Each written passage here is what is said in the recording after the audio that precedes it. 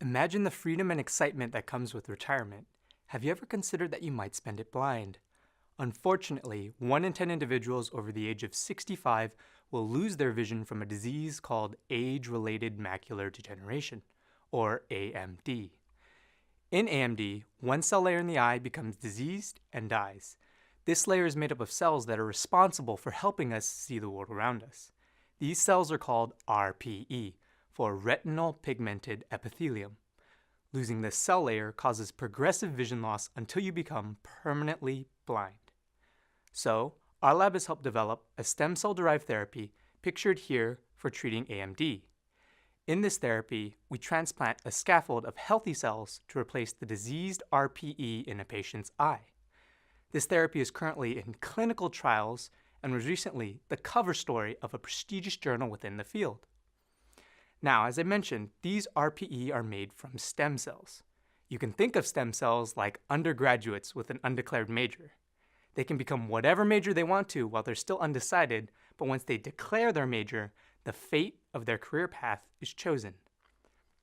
Similarly, stem cells haven't decided a particular fate for their futures. They could potentially become any cell. In the lab, we encourage these stem cells to choose the fate of healthy RPE to transplant into patients. However, this process takes 6 months, and the associated costs for these months impact the final cost of the therapy.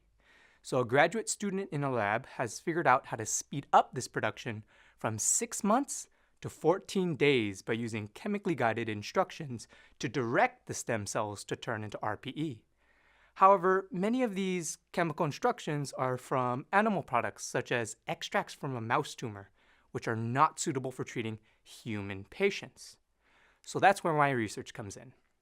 I'm using another type of chemical instruction called small molecules, which are synthetic and don't have as much variation as unpredictable animal sources.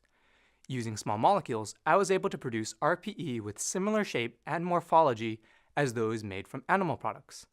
Also, I performed an analysis called flow cytometry to explore the efficiency of these two production methods.